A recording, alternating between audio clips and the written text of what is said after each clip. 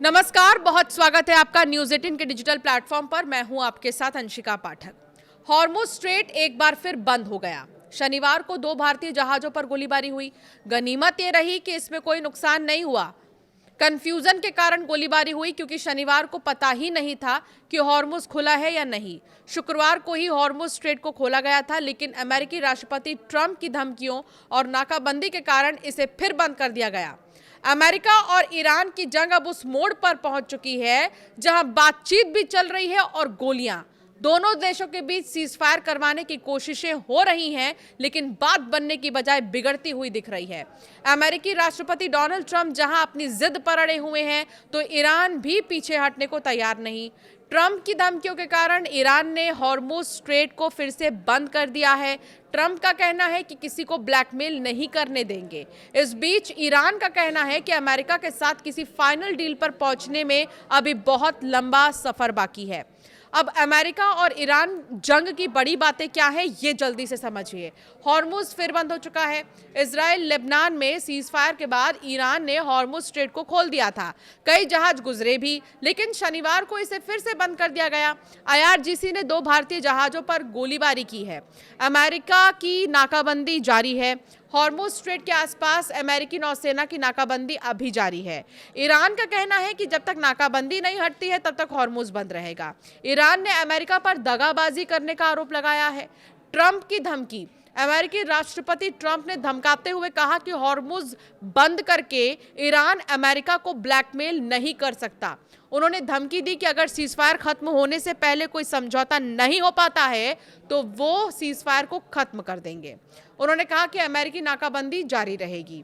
इसके अलावा माना जा रहा था कि अमेरिका ईरान में जल्द ही समझौता हो सकता है। हालांकि ईरानी संसद के स्पीकर मोहम्मद बाघेर गलीबाफ ने कहा है कि अमेरिका और ईरान के बीच किसी समझौते तक पहुंचने में अभी काफी लंबा सफर तय करना बाकी है। कुल मिलाकर अभी कुछ भी ठीक नहीं है।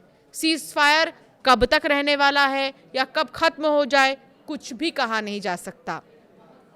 भारतीय जहाजों पर हुई गोलीबारी के बाद भारत ने ईरानी राजदूत मोहम्मद को तलब किया है और अपनी चिंता जताई है। हालांकि इस घटना से अब सवाल उठने लगे हैं कि हॉर्मुज़ स्ट्रेट को आखिर कौन कंट्रोल कर रहा है। एक तरफ ईरानी विदेश मंत्री अब्बास अराक्ची ने कहा कि हॉर्मुज़ को खोल दिया है, सभी जहाज गुजर सकते हैं, लेकिन जिस तरह से गोलीबारी हुई उससे तो लग रहा है कि ग्राउंड पर अभी भी फैसले ईरान की इस्लामिक रेवोल्यूशनरी गार्ड्स कॉर्प्स यानी IRGC कर रही है।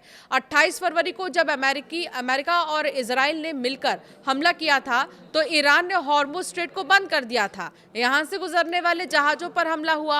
8 अप्रैल को 2 हफ्ते के सीजफायर के बाद हॉर्मुज़ को खोला गया, लेकिन 10 मिनट में ही बंद कर दिया गया। इसके बाद गुरुवार रात को इजराइल लेबनान में सीजफायर होने के बाद ईरान ने हॉर्मुज़ स्ट्रेट को फिर से खोल दिया। ईरान के विदेश मंत्री अब्बास अराक्ची ने एक्स पर एक पोस्ट भी किया कि लेबनान में सीजफायर लागू होने के बाद हॉर्मुज़ स्ट्रेट को खोला जा रहा है, लेकिन कंफ्यूजन यहीं से पैदा हुआ। ईरान की न्यूज़ एजेंसी तस्नीम ने कहा है कि अराक्ची के एक गलत और अधूरी पोस्ट ने हॉर्मुज़ स्ट्रेट को फिर से खोलने के बारे में कंफ्यूजन क्रिएट कर दिया है। इस कंफ्यूजन का खामियाजा वहां से गुजरने वाले जहाज़ों को भुगतना पड़ रहा है। विदेश मंत्री कह रहे हैं कि हॉर्मुज़ खुल गया है, लेकिन ऐसा लगता है कि IRGC ने अभी भी अपनी नाकेबंदी जारी रखी है। अमेरिका इजराइल से जंग शुरू होने के बाद से ही कई बार ईरानी सरकार और IRGC के बीच मतभेद की खबर सामने आई। ऐसी भी खबरें थी कि सरकार सीजफायर करना चाहती है, लेकिन IRGC जो है अपनी जिद पर अड़ी है। लंदन के किंग्स कॉलेज में एसोसिएट प्रोफेसर की तरफ से कहा गया है कि ईरान युद्ध के बाद सरकार और IRGC के बीच कई बातों को लेकर टकराव सामने आए हैं। उन्होंने कहा कि यहाँ कोई भी पूरी तरह से इंचार्ज नहीं है।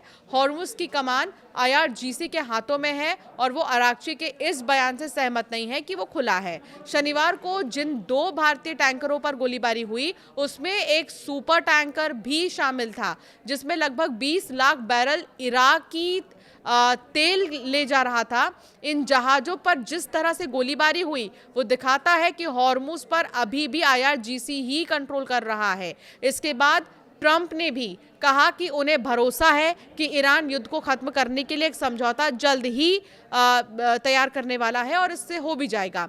ईरान के उप विदेश मंत्री सईद खतीबजादेह ने एक इंटरव्यू में बताया कि अमेरिका के साथ बातचीत हो रही है, लेकिन अमेरिका बहुत ज़्यादा मांग रहा है और बातचीत इतनी आगे नहीं बढ़ी है कि आमने सामने की बैठक हो सके।